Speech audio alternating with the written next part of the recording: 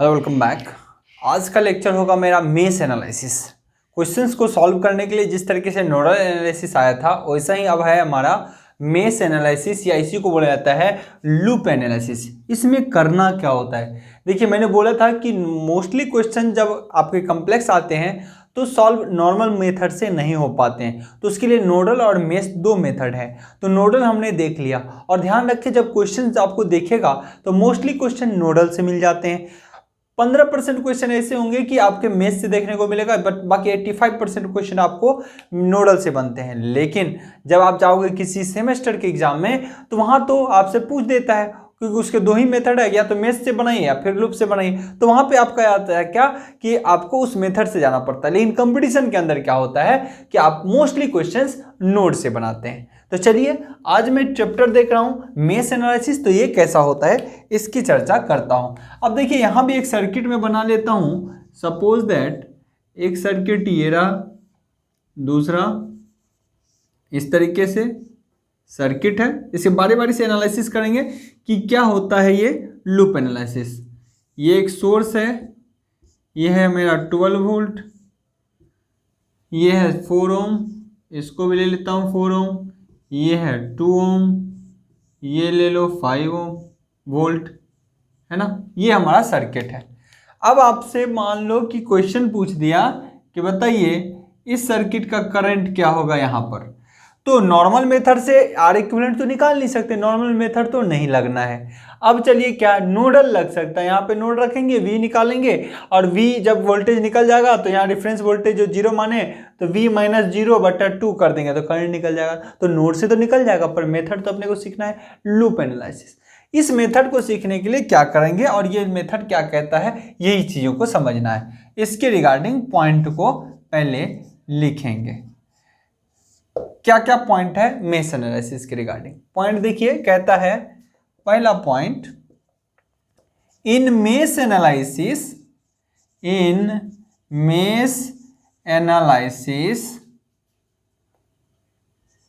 We can calculate any branch current. किसी branch का, इसका निकालना है, इसका निकालना है, इसका निकालना है, किसी ब्रांच का करंट निकाला जा सकता है। We can calculate any branch current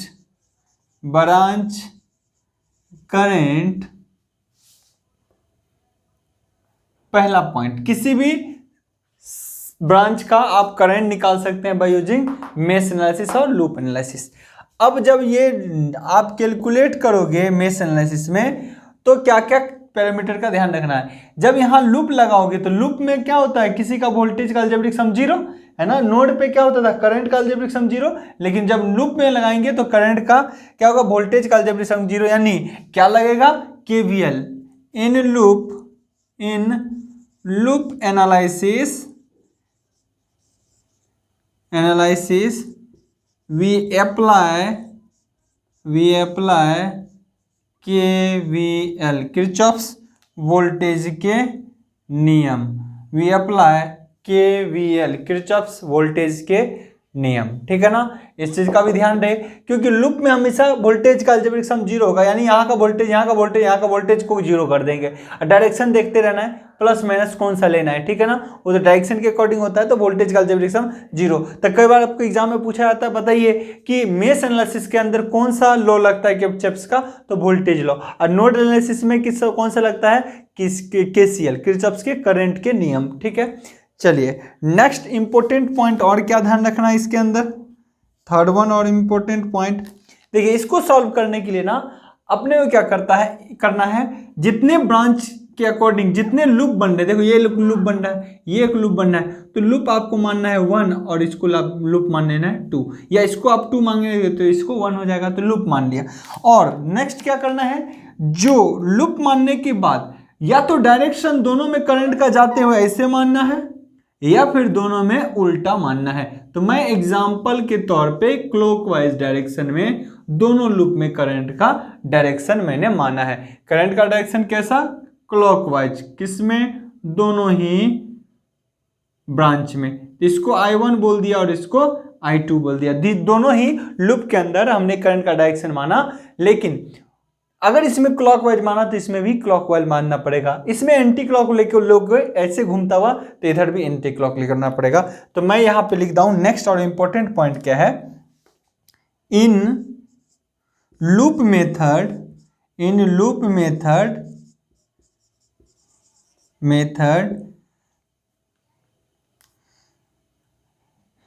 in all loop we always assume the direction of current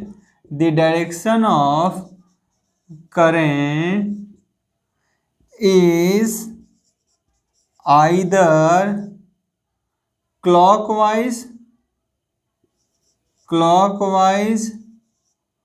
or anti-clockwise, either clockwise or anti clockwise. ये समझिए क्या बोला गया, इन लूप मेथड, इस लूप मेथड में इन ऑल लूप, जितने भी लूप बनेंगे, 1 2 या 3 बन जाए, और ब्रांच हो सकता था तो 3 भी लूप बनता कि नहीं जी, 4 बन सकते हैं, लेकिन जितने लूप बनेंगे इक्वेशंस उतने ही बढ़ते जाते हैं, ये भी ध्यान रखें, आगे हम देखेंगे। तो क्या हो गया, इन क्या बोला गया, देखिए, always assume the direction of current is either clockwise or anti clockwise in all loop. In all loop तो पहले लिख दिया हो ना, in loop method, in all loop we always assume the direction of current is either clockwise or anti-clockwise। अगर clockwise होगा तो दोनों में या आगे हर में clockwise होना चाहिए, या फिर anti-clockwise लोगे तो हर ब्रांच में anti-clockwise होना चाहिए, ACW एंटी क्लॉकवाइज। क्लियर, ये चीज का ध्यान रहे। तो कभी भी अपन बनाएंगे तो या तो क्लॉकवाइज लेंगे या फिर एंटी क्लॉकवाइज लेंगे। यहां तक मुझे लगता है कोई दिक्कत नहीं, आप समझ चुके हो कि किस तरीके से निकालने का प्रोसीजर होता है। एक तो हर में लूप में केवीएल लगेगा, मेश एनालिसिस में किसी ब्रांच का करंट निकाला जा सकता है इससे भी, और ये जो होते हैं या तो क्लॉकवाइज एज्यूम करना है या एंटी क्लॉकवाइज प्रॉब्लम को सॉल्व करने के लिए। तो ये 3 इंपॉर्टेंट इसके पॉइंट हैं। अब हम क्या करेंगे, इस क्वेश्चन को सॉल्व करेंगे कि कैसे इक्वेशन मेथड से इस क्वेश्चन को सॉल्व करते हैं। तो चलिए इस क्वेश्चन को सॉल्व करते हैं। एक बार इसको रफ कर देता हूं, फिर इस चीज को सॉल्व करता हूं।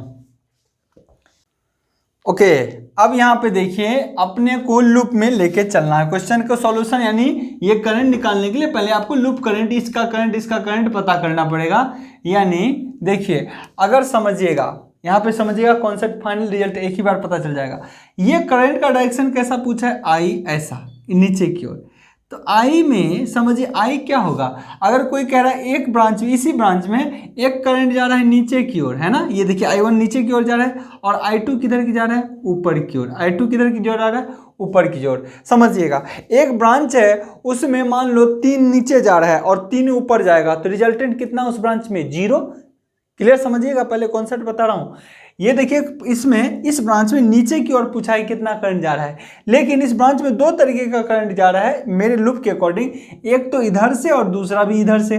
तो लेकिन एक जब इधर से जा रहा है तो उस टाइम डायरेक्शन नीचे की ओर है, और जब उस ब्रांच की बात कर रहे हैं उस लूप के, तो वहां ऊपर की ओर जा रहा है। तो एक में नीचे एक में ऊपर, यानी क्या हो गया, एक ऊपर जा रहा है तो दूसरा नीचे, एक ऊपर जा रहा है तो दूसरा नीचे, एक ऊपर जा रहा है तो दूसरा नीचे। समझिएगा, तो नीचे जा रहा है तो अगर दोनों का मैग्नीट्यूड, मान लो I1 I2 आपने निकाला, अभी हम इक्वेशन से निकालेंगे, लेकिन निकाला, अगर दोनों का रिजल्टेंट 3-3 एम्पियर हो गया, इसका मतलब इस ब्रांच में करंट कितना जा रहा है, 0, क्योंकि जितना ऊपर जा रहा है उतना ही नीचे, तो जाने वाला रिजल्टेंट करंट कितना, 0। क्लियर है, ये कॉन्सेप्ट आपको दिमाग में रखना है। अगर समझिए आपसे पूछ रहा है ऊपर जा रहा है 5 एम्पियर, नीचे जा रहा है 3 एम्पियर, तो रिजल्टेंट कितना करंट, तो ऊपर बोलेगा कोई 5 और नीचे 3, तो इसका मतलब घट के बचा कितना, 2। लेकिन 2 का डायरेक्शन क्या होगा, तो ऊपर 5 और नीचे 3, तो 2 वाला उधर के ही ऊपर जाएगा, क्योंकि ऊपर का मैग्नीट्यूड ज्यादा है ना, तो ऊपर की ओर जाएगा। तो यही चीजें आपको हमेशा पता रखना है। अब देखिए, यहां से पूछा है कि बताइए आई का करंट का वैल्यू कितना होगा, तो हम इस आई का करंट का वैल्यू लिखेंगे। तो देखिए, हमेशा जिस डायरेक्शन में निकालते हैं ना, पहले उसको जो सपोर्ट करता है उसको लिख लीजिए। इस डायरेक्शन में निकालना है तो इस डायरेक्शन में करंट आने वाला क्या है, I1, और उसको घटाने वाला कौन है, I2। I1 माइनस I2, ये होगा कि नहीं, है ना। समझिए, ये देखिए बोल रहा है इधर की ओर बताइए, तो इधर की ओर बोल रहे हैं एक ही सपोर्ट कर रहा है, तो इधर की ओर सपोर्ट करने वाला मान लो 10 है और उधर जाने वाला ऊपर की ओर 2 है, तो बचा कितना 8, यही तो होता है। समझिए, इस ब्रांच में जाने वाला करंट कोई कहेगा 2 एम्पियर नीचे है और कोई कहेगा ऊपर भी जा रहा है 1 एम्पियर, ऊपर भी कितना जा रहा है 1 एम्पियर, तो कोई कहेगा ओवरऑल किस डायरेक्शन में कौन जाएगा, तो हम कहेंगे कि भाई 2 एम्पियर ज़्यादा है, वो नीचे जा रहा है, 1 एम्पियर ऊपर है, तो एक को अगर काट भी दे तो भी रिजल्टेंट 1 एम्पियर का तो बचेगा, 1 एम्पियर का बचेगा, लेकिन किस डायरेक्शन में, ऊपर या नीचे, नीचे का डायरेक्शन मैग्नीट्यूड ज़्यादा है तो नीचे के डायरेक्शन में, यानी इस दोनों की जगह पे 1 एम्पियर का हम कह सकते हैं नीचे जाएगा। तो 1 एम्पियर कैसे बचा होगा, यानी ज़्यादा को कम से घटाए होंगे, तो ज़्यादा कम का मतलब में समझिए कि मैग्नीट्यूड किधर ज़्यादा है। देखिए इस डायरेक्शन में अगर पूछा है नीचे की डायरेक्शन में, तो हम देख रहे हैं नीचे को सपोर्ट कौन कर रहा है 2 एम्पियर और घटा कौन रहा 1 एम्पियर,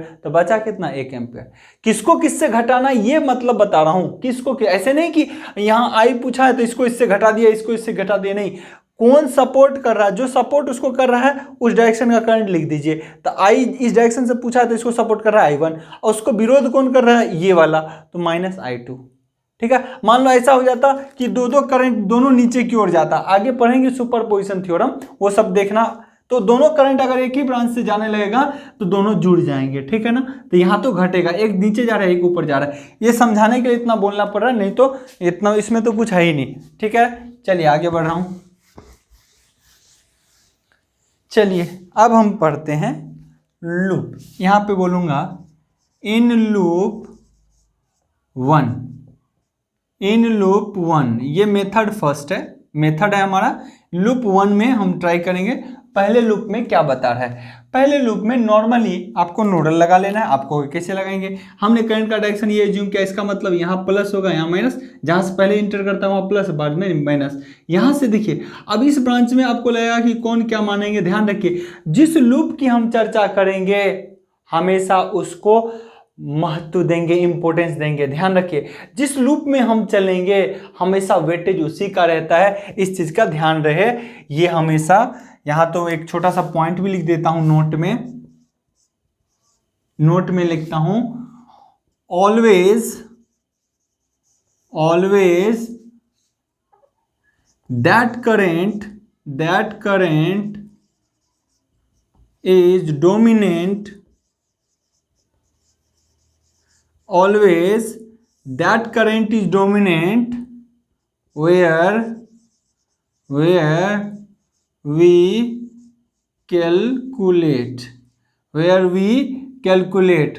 हमेशा वह करंट क्या होता है, डोमिनेट करता है जहां पे हम कैलकुलेट कर रहे हैं। जैसे इस लूप में अगर हम बात करें तो क्या होगा, तो देखिए करंट तो इधर नीचे से ऊपर भी जा रहा है, तो कोई कहे यहाँ प्लस ले लो यहाँ माइनस ले लो, अब फिर कोई कि नीचे से ऊपर जा रहा है तो यहाँ प्लस ले लो यहाँ माइनस ले लो, कौन लेंगे, ये तो दिक्कत की बात हो जाएगी ना, क्योंकि दोनों डायरेक्शन में करंट है। तो हमेशा ध्यान रखिए जिस लूप में आप रहते हो, जिस लूप की चर्चा करोगे उसके करंट के अकॉर्डिंग पोलैरिटी देना है। इसका मतलब यहाँ करंट इसे जा रहा है तो अभी इस लूप की चर्चा हो रही है तो इसके अकॉर्डिंग हम पोलैरिटी देंगे। ठीक है, चलिए तो लूप हमारा पोलैरिटी हो गया, देखिए ये प्लस माइनस हो गया, ये माइनस प्लस हो गया, हमारा बन गया। अब केवीएल लग जाएगा, केवीएल तो लगाना ही अपने को इन लूप 1, हमने एक चीज नोट करके आपको लिखा दिया। अब अप्लाई क्या है, apply KVL in loop 1। Loop 1 में केवीएल अपने को लगाने हैं, तो लगाइए। चलिए यहाँ से निकलने वाले को प्लस लेना है माइनस, ये आप पे निर्भर करता है। चलिए कोई कह रहा है कि निकलने वाले को, क्योंकि लूप तो ऐसे चल रहा है, निकलने वाले को प्लस ले लो, तो कितना हो गया प्लस 12 वोल्ट को रहने दो, ठीक है ना, प्लस 12 वोल्ट। यहाँ से निकलने वाला कितना है 4, तो 4 तो रोम है, करंट इतना क्या हो गया वोल्टेज के लिए -4I1, करंट इंटू रेजिस्टेंस तब ना वोल्टेज होगा जी, ये तो 12 वोल्ट लिखा ही गया, ठीक है ना, प्लस 12 वोल्ट तो है ही, -4I, ठीक है ना। यहां से निकलते टाइम देखिए कितना 2 इंटू I1। अब समझिएगा यहाँ पे क्या इसकी डोमिनेंसी किस तरीके से चेक करते हैं। बचेगा क्या, निकलने वाला तो 2 है, निकलने वाला कितना है 2 है, निकलने वाला तो ये रहा 2 ओम तो है, अब देखिए दो रेजिस्टेंस, अब करंट कौन करेंगे गुना, तो समझिएगा करंट जो है अभी फिलहाल हमने I1 I2 विज्यूम किया, इसके बारे में भूल जाए क्योंकि I1 I2 निकल जाएगा तो I अपनी निकल जाएगा। अब समझिएगा यहाँ पे क्या हो रहा है, इस डायरेक्शन में जिस डायरेक्शन में जा रहा है उसी की डोमिनेंसी मानी गई, इसका मतलब 2 इंटू इन दोनों का डिफरेंस 2 इंटू I1, जो ब्रांच की चर्चा करेंगे उसमें से घटाना I2 को, I1 minus I2, I1 minus I2, जिस ब्रांच से मैं जा रहा हूं, जिस ब्रांच से जा रहा हूं उससे घटाएंगे, उसको विरोध करने वाला। तो दो तो इसका वोल्टेज आपका क्या हो गया, रेजिस्टेंस इनटू करंट, तभी ना वोल्टेज होगा, तो वोल्टेज का नियम फाइनल होगा। तो ये हो गया हमारा रेजिस्टेंस। अब रेजिस्टेंस में अब किसको किससे घटाना है, तो जिस ब्रांच में हम हैं, तो यानी I1 इस मानेंगे बड़ा, हमेशा जिस ब्रांच में रहेंगे I1 मानेंगे बड़ा और घटा देंगे I2 से। इस ब्रांच में रहेंगे तो इस I2 को मानेंगे बड़ा, I1 से घटा देंगे। ठीक है, ये बन गया हमारा इक्वेशन। बस यही तो हमारा इक्वेशन है, यही इसी से इक्वेशन बन जाता है। तो 12 minus 4I1 minus 2I1 plus 2I2 is equal to 0, या क्या हो गया -6I1 प्लस 2I2 बराबर -12। चलिए आप दो कॉमन काट सकते हो, अब माइनस माइनस भी काट सकते हो, तो यहाँ पे 3I1 ले सकता हूँ क्या, 2 से काट भी दिया, प्लस ले लिया, यहाँ पे क्या आएगा माइनस उल्टा चीज आएगा, यहाँ प्लस आएगा, तो यहाँ से 2 से कट जाएगा तो यहाँ बचेगा 6 और यहाँ से I2 है ना। 3 2 से सबसे काट दिया, क्या किया समझो, एक तो पोलैरिटी चेंज कर दिया, माइनस को प्लस कर दिया है ना, यहाँ प्लस को माइनस कर दिया, माइनस को प्लस कर दिया, ठीक है ना, एक चीज हो गया। नेक्स्ट 2 से भागा दे दिया सबको, तो यहाँ 6, यहाँ 2 का 1 और यहाँ 6 का 3, ठीक है, ये इक्वेशन 1 हो गया। अब एक इक्वेशन कभी सॉल्व होगा, एक इक्वेशन और 2 अननोन कभी नहीं सॉल्व होगा, तो एक I1 है I2 है। दूसरा इक्वेशन फिर लिख लेगा इन लूप 2। अब मैं कहता हूँ इन लूप 2 है ना, लूप 2 की बात कर रहा हूँ, अप्लाई KVL, अप्लाई क्या करना है जी, KVL अप्लाई करना है। अब KVL अप्लाई करूंगा इस लूप में। चलिए यहाँ देखिए करंट का डायरेक्शन क्या दिखा रहा है, इधर की ओर जा रहा हूँ, तो ये प्लस और ये माइनस, यहाँ तो प्लस माइनस मेंशन ही है, ठीक है। अब यहाँ से यहाँ जाऊंगा तो इस ब्रांच की डोमिनेंसी बढ़ेगी, तो ये कहता हम ऐसे चल रहे हैं, तो यहाँ प्लस और यहाँ माइनस, यहाँ प्लस और यहाँ माइनस। अब देखिए इसका इक्वेशन कैसे बनेगा, चलिए लेता हूँ यहाँ 4 into I2, 4 into I2, plus में या माइनस में, माइनस में। चलिए नेक्स्ट यहाँ पे वोल्टेज कितना है, देखिए निकलते टाइम -5। नेक्स्ट लूप कंप्लीट कीजिए, निकलते टाइम फिर माइनस है, 2 इंटू रेजिस्टेंस हो गया। अब करंट लेना है, तो करंट तो भाई इस ब्रांच में एक के को नहीं है, दोनों है, तो जिस ब्रांच में उसकी मेजोरिटी होगी, तो I2 ब्रांच में है, माइनस I1 कर दिया बराबर 0। तो अगर यहाँ सॉल्व किया जाए -4I2 -5 -2I2 minus minus plus 2I1 बराबर 0, या मैं बात करूँ तो यहाँ पे एक I1 एक ही बचा हुआ है बेचारा, है ना, क्योंकि इस लूप में I1 की ज़्यादा डोमिनेंसी है ही नहीं, तो 2I1, I2 की बात करूँ तो माइनस माइनस प्लस 6I2 है ना, सॉरी माइनस नहीं रहेगा, मतलब जुड़ जाएगा पर रहेगा तो पोलैरिटी माइनस में ही, 4 2 6 बराबर क्या हो जाएगा 5, ठीक है। यहाँ से दिख रहा है क्या, चलो एक लाइन और जा सकता है, 2I1, ये तो यहीं पे रहने देता हूँ ना, क्यों आगे बढ़ाऊँ, ये एक इक्वेशन अलग बन गया है ना, ये एक इक्वेशन अलग बन गया, इसको इक्वेशन मान लो 2। अब देखिए 2 इक्वेशन 2 अननोन, 2 इक्वेशन 2 अननोन, क्या सर्किट सॉल्व नहीं होगा, आसानी से हो जाएगा, यानी इक्वेशंस तो आसानी से सॉल्व हो जाएगा और करंट भी निकल जाएगा। जब करंट निकल गया तो I की जगह पुट कर देंगे, I1 I2 रखेंगे, करंट निकल जाएगा कि नहीं, कि तो इस मेथड से भी अपन निकाल सकते हैं। बस ये होता है थोड़ा लेंदी होता है, इक्वेशंस बनते हैं, लेकिन जब एग्जाम में पूछ देता है कि इसी मेथड से बनाइए, है ना, तो क्या करोगे, जैसे कि SSC JEE के मेंस में एसएससी जेईई के मेंस में ये क्वेश्चन दे देगा, बोलेगा में से बनाइए, तो आपको बनाना पड़ेगा मजबूरन। वहाँ बोलता है, मेंशन करता है कि आपको क्या करना है कि आपको इसको थेवेनिन से बनाइए, नॉर्टन से बनाइए, तो उस मेथड से बनाना पड़ेगा। जैसे कि आप सेमेस्टर में या डिप्लोमा के सेमेस्टर में कहीं भी आप लोग देते हो तो वहाँ पे मेंशन कर देता है, तो उसी मेथड से बनाना पड़ता है। तो यहाँ पे हमने दोनों इक्वेशन लिख लिया। अब चलिए थोड़ा सा स्पेस निकालते हैं और इसको सॉल्व करते हैं। यहाँ से थोड़ा स्पेस लेते हैं, इसको आई होप आप लोगों ने नोट डाउन कर लिया होगा, है ना। अब यहाँ से इक्वेशन को सॉल्व कर लेते हैं। इसको लिख देता हूँ, देखिए इस I2 ये कट जाएगा आराम से, इसमें 6 से गुना कर देता हूँ तुरंत। इक्वेशन 1 में कितना से गुना कर दूँ, 6। तो ये आप लिख सकते हो multiply in equation first by 6, 6 से गुना कर दोगे तो क्या हो जाएगा जी, 18I1 माइनस 6I2 बराबर 36, ठीक है। और उसको लिखिए तो क्या दिख रहा है, 2I1 माइनस 6I2 बराबर 5, उधर गया था तो +5। इसमें तो कुछ करना ही नहीं है दूसरे इक्वेशन में। अब देखिए कटेगा कैसे भाई, तो आपको कट जाएगा सर, पोलैरिटी चेंज करिए, खाली माइनस से गुना कर दीजिए दोनों साइड, तो ये माइनस वाला किस में हो जाएगा, प्लस में। पोलैरिटी चेंज करेंगे तभी नहीं कटेगा ये। तो ये जो प्लस दिख रहा है ये हो जाएगा माइनस, ये माइनस दिख रहा है ये हो जाएगा प्लस, ये प्लस दिख रहा है तो हो जाएगा माइनस। अब ये दोनों कट गए, बचे कितने, 16I1 बराबर 31, 16I1 बराबर 31। तो बताइए I1 कितना हो जाएगा, 31/16, 31/16।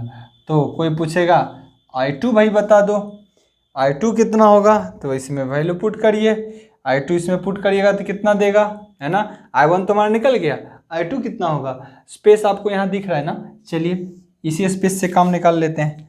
I2 बराबर यहाँ पुट करेंगे तो I2 बराबर, यहाँ से देखिए माइनस ऑफ I2 है, चलिए माइनस ऑफ I2 इसमें पुट करूँगा तो +6 उस साइड है, +6, लेकिन ये जब उधर जाएगा 3I1 तो क्या हो जाएगा, -3। और I1 का मान मैं सीधे रख देता हूँ ना, क्या दिक्कत है, आगे लेंथी करने से कोई फायदा नहीं है। यहाँ पे लिख देता हूँ कितना, 31/16, 31/16। अब माइनस को लेके चलूँगा तो चलो यहाँ पे कर देता हूँ, तो क्या हो गया, ये माइनस इधर जाएगा तो 33, 93/16 और -6 हो जाएगा, यही दिख रहा है ना, 93/16 और -6। तो अब इसको सॉल्व कर सकते हो आप, अब इसको सॉल्व कर सकते हो, 16×5 = 80, है ना, 16×5 = 80, 80 हो गया यहाँ पे, और बच कितने गए अभी आपके, 13 नहीं लगा, पॉइंट आएगा 5 के बाद, तो हो गया 130, 16×8 = 128, ठीक है ना। तो यहाँ पे लिख सकता हूँ 130, 128। तो कितना बच गया हमारा, 2, तो 5.8 फिर 2 0, तो हुआ 1, 5.81 ये हो जाएगा हमारा वैल्यू, ठीक है ना। तो हमारा कितना आया, यहाँ पे आया माइनस ऑफ 0.19, -0.19, ठीक है ना, क्योंकि 6 में से घट रहा, -6 में से घट रहा है कौन सा वैल्यू, ऊपर में तो माइनस था लगा हुआ है ना। अभी जो इक्वेशन हम लोग सॉल्व कर रहे थे तो क्या हुआ, -6 में से घट रहा है हमारा 93/16, तो यहाँ पे एग्जैक्ट तो 6 बचा नहीं, 5.81 आ गया, उसमें से हमारा डाटा अगर घटा रहा हूँ तो बच रहा है यहाँ पे I2 का मान -0.19। अब हमारा यहाँ वैल्यू है -0.19। अब आपको I निकालना है, यही तो करंट निकालना था। क्या करना है, I बराबर 31/16 और माइनस की जगह पे क्या हो जाएगा जी, प्लस, क्योंकि ये माइनस है, अब माइनस डाटा हमारा निकला है, माइनस माइनस प्लस 0.19, तो कितना हो गया, 31/16 और प्लस 0.19, अगर आप सोल्व करेंगे तो कितना हो जाएगा 1 यहाँ सॉल्व करेंगे तो 1.9 हो जाएगा कि नहीं, 9 से ऊपर ही ज़्यादा हो जाएगा ये 9, आप कह सकते हो 5 प्लस 0.19, इसको जोड़ लो, सम जो भी होगा वो हमारा एम्पियर होगा। और करंट का जो डायरेक्शन निकल रहा है रिजल्टेंट वो क्या है, पॉजिटिव में, रिजल्टेंट क्या है पॉजिटिव, इसका मतलब रियल में करंट का डायरेक्शन यहीं से जाएगा, रियल में करंट क्या होगा मेन इसी डायरेक्शन से जाएगा, लगभग 2 एम्पियर 2.1 एम्पियर के आसपास करंट जाएगा यहाँ पे, वो इसी डायरेक्शन में जाएगा जो कि राइट आंसर होगा।